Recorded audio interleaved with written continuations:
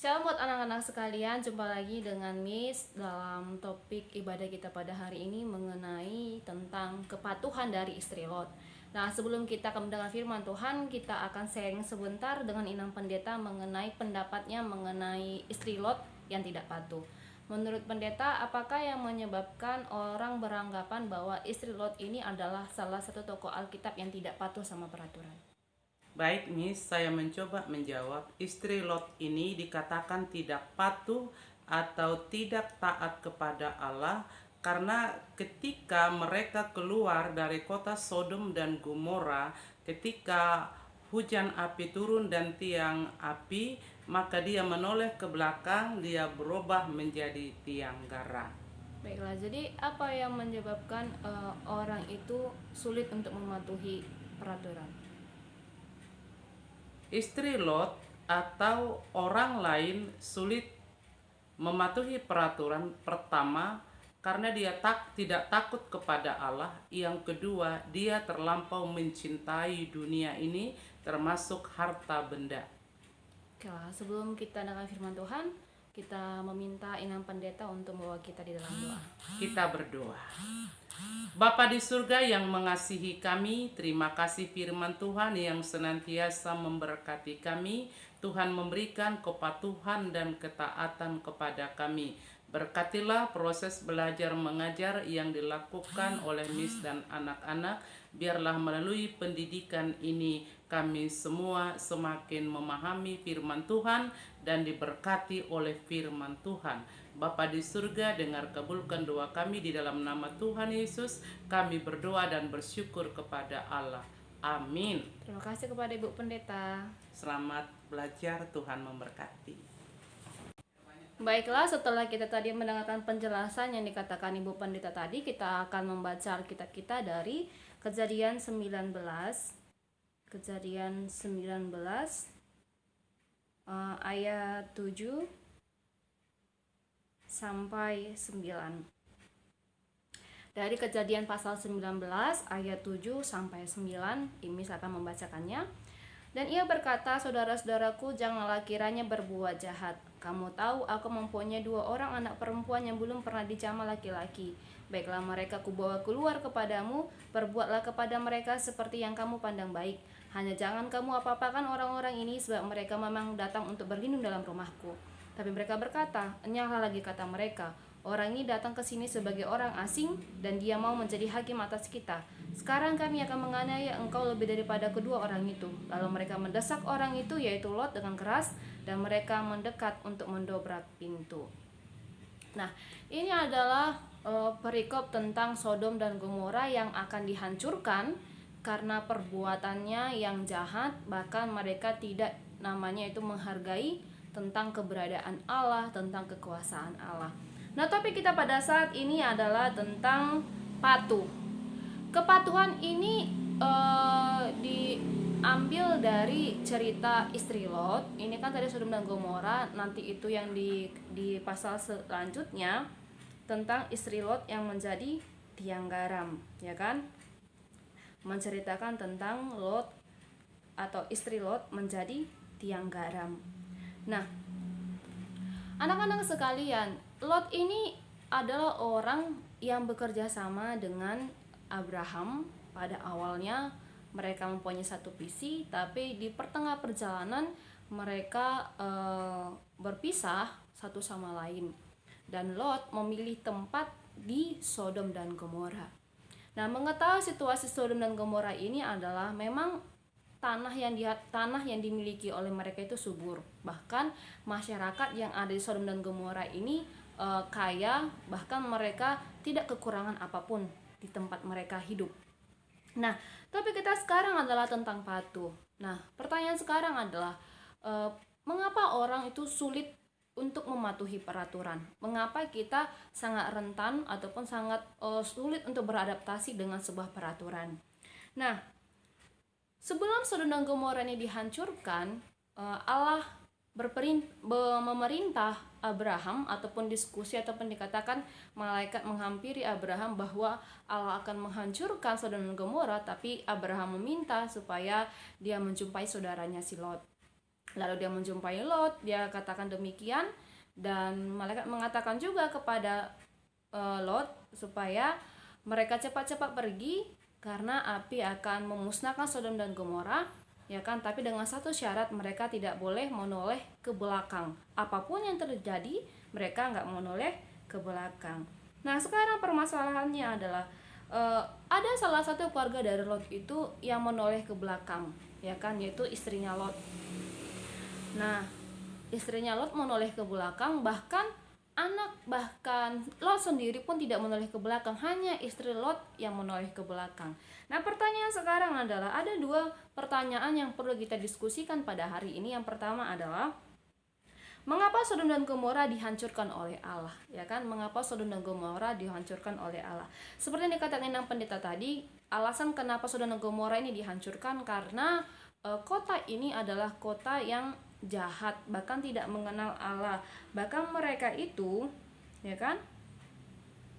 Bahkan di dalam pasal 13 ayat 10, Kejadian pasal 13 ayat 20 digambarkan bahwa kota itu banyak airnya seperti taman Tuhan. Misalnya kita gambarkan bahwa kota itu memang penuh dengan harta atau kekayaan subur dan sebagainya, tetapi mereka itu benar-benar membuat sesuatu yang sangat tidak disukai sama Tuhan, ya kan? Mereka sangat jahat, berdosa kepada Tuhan. Bahkan juga dikatakan bahwa mereka ada penyelewangan seksual. Penyelewangan seksual seperti apa? Mereka menyodomi, mereka juga melakukan yang situlah yang dia mencintai bukan sesama jenisnya gitu kan. Bahkan mereka juga tidak menganggap manusia itu seperti manusia, tapi menganggap seperti pemuas dirinya sendiri. Itulah kekejian, kejahatan yang ada di Sodom dan Gomora. Itu sebabnya Allah ingin menghancurkan Sodom dan Gomora tersebut. Tetapi Allah mencintai keluarga Lot ataupun mencintai Lot sendiri karena Lot adalah orang yang baik dan masih takut sama Tuhan. Itu alasannya juga Abraham meminta supaya Lot diberitahu tentang kabar Sodom dan Gomora akan dihancurkan. Nah, sekarang pertanyaan kedua, apa yang menyebabkan istri Lot itu menoleh ke belakang? Ya kan, apa yang menyebabkan istri Lot itu menoleh ke belakang? Alasan mungkin istri Lot menoleh ke belakang adalah ketika diminta malaikat untuk mereka tidak menoleh ke belakang ketika mereka lari dari Sodom dan Gomora, ya kan? Tadi kan kata pendeta mungkin istri Lot ini mencintai semua kepemilikan yang mereka punya, ya kan? Mungkin dia nggak mau kehilangan hartanya, mungkin dia nggak mau yang namanya itu kekurangan karena kehilangan dari apa yang sudah mereka cari. Tapi mungkin dapat kita tafsirkan juga lebih detail lagi. Mungkin istri Lot ini berpikir, kenapa tidak ada keributan di belakang, ya kan? Apa betul Sodom dan Gomora ini dihancurkan, tapi kenapa tidak ada suara porak-poranda, ya kan? Itu mungkin yang melandasi istri Lot ini menoleh ke belakang. Betul nggak ini kejadiannya, ya kan? Banyak kepo-kepo ataupun banyak rasa ingin tahu istri Lot ini sehingga dia menoleh ke belakang. Nah, setelah dia menoleh ke belakang, terjadilah perubahan bagi dirinya yang jadi tiang garam. Nah, Lot tidak menyaksikan tentang istrinya ini ataupun keadaan istrinya ini yang menjadi tiang garam. Dia tetap fokus kepada tujuannya, dia fokus untuk melihat ke depan. Berarti orang yang patuh itu, dia tidak mempertimbangkan hal yang rugi, bahkan juga dia tidak menyesali masa lalunya, tapi dia fokus dengan tujuannya, ya kan? Nah, ada pelajaran penting dari kejadian istri Lot ini, yaitu kalau seandainya kita sudah fokus ke depan, kita nggak boleh noleh ke belakang. Kita nggak terlalu fokus ke belakang lagi. Misalnya, kalau ini ada sebuah kesalahan, jangan fokus ke kenapa kita salah, tapi fokus bagaimana memperbaiki kesalahan tersebut. Nah, anak-anak sekalian, dari tokoh istri Lot ini kita perlu belajar bahwa patuh itu adalah perintah Allah, dan orang yang patuh itu akan mendapat keselamatan, mendapat juga kebaikan, mendapat juga yang namanya identitas bahwa dirinya baik.